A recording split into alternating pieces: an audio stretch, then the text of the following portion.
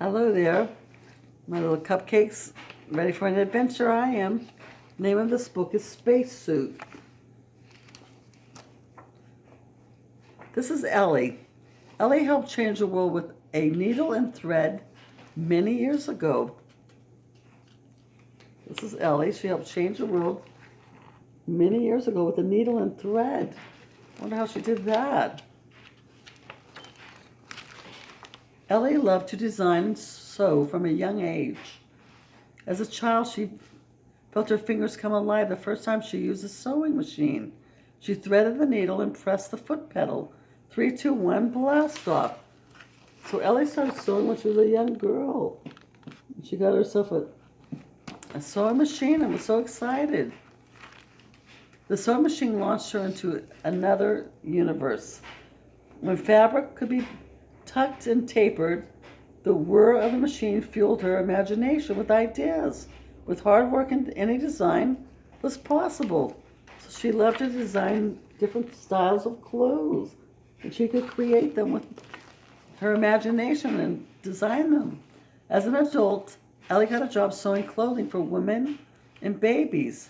Ellie worked quickly and carefully. Her seams were straight and her stitching was neat. An engineer noticed and asked her a question.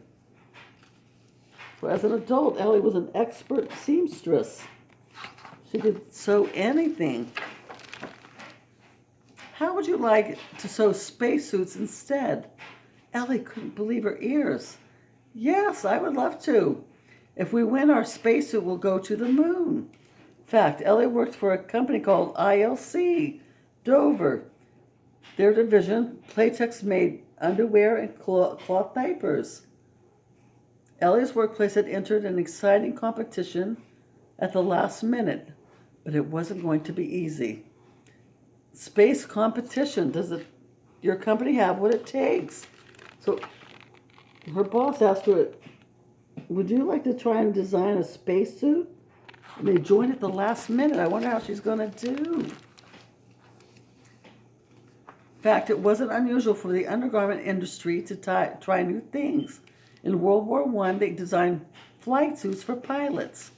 Big teams of military designers and engineers were also competing. Ellie's team was small and they only had 6 weeks. Many believed the seamstress could never win, but Ellie ignored them and set to work. Thankfully, Ellie had help. So there was many people competing, and her company was real small. She had some help. She worked with Lenny and his team of engineers. Some engineers were so impressed with the woman's sewing that they asked if the seamstresses could teach them how to sew. The seamstresses also shared ideas about how to make the best suit, how to best make the suit. Ellie looked up old spacesuits. They're hard like armor. Can we make something softer and more comfortable? So the engineers, that's who designs them, were impressed with the way these seamstresses could design and sew. So they were trying to come up with the right idea. The answer was yes. The plan was to make a spacesuit with many soft layers. No one has made a spacesuit like this before. Spacesuits must be perfect, protect astronauts from heat, and be flexible so they can walk on the moon. The spacesuit will have lots of thin layers like an onion. Let's get to work. So they decided to make it soft, not hard. And they'll have many layers to it, like an onion. The seamstresses worked from dawn until dusk. That's morning till night. The stitching was slow, and if they made a mistake, the whole suit was thrown out. And as the suits got bulkier, the seamstresses complained. The suits got so bulky that the seamstresses had trouble feeding them through their sewing machines. They got so big they couldn't sew them, putting more on them. It just wouldn't fit. Wonder what they're going to do. 2 gigantic sewing machines appeared. The ladies named them Sweet Sue and Big Mo. The seamstresses had to sew within 1/64th of an inch. That is the width of a pin. Oh my goodness, so little. Ellie stitched late into the night with Lenny helping by her side. As the competition drew near, the women were exhausted, but everyone pulled together. The woman sewed and glued layer after layer until, so they worked so hard to try and win this competition. I wonder how they're going to do. They had 21 layers. Oh my goodness. Finally, the A7L spacesuit was created. The suit was tested and rushed off to Texas for judging. The seamstresses were so proud of the spacesuit that some of them signed their names on the inside. Oh my goodness, look at this. 21 layers of cloth on the spacesuit. It's amazing. The judges noticed a broken zipper. Ellie and her team were given 12 hours to fix it and return it to the judges. The suit made it just in time with the help from an airplane. After many tests, the results were in. Oh my goodness, so they noticed that the zipper had broken, so they had to rush it back to the factory and get it back by an airplane in time to Texas. The first competitor's suit failed because the helmet blew off.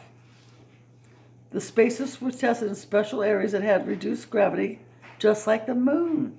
The second competitor's suit failed because it was too wide to fit into the space capsule.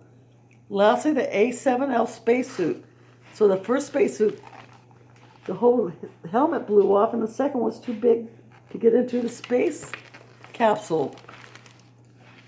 Was named the winner. Comfortable, heat resistant, light enough to walk on the moon. The A7L won. It was comfortable, light enough, and enough protection to walk on the moon. Oh my goodness. Heat resistant. On July 20th, 1969, when Neil Armstrong and Buzz Aldrin walked on the moon, Ellie and her team were nervous. But when she saw them pick up moon rocks and return to the capsule safely, Ellie knew their suits were perfect. Ellie's heart swelled with pride. So they designed the right suit, and these astronauts went to the moon with their suit. The universe seemed smaller. The universe seemed smaller that night. The Earth and the moon felt woven together by a universe invisible thread. Stitch by stitch, layer by layer, the A7L spacesuit had changed the world forever. So Ellie's design changed the world forever. It was a success.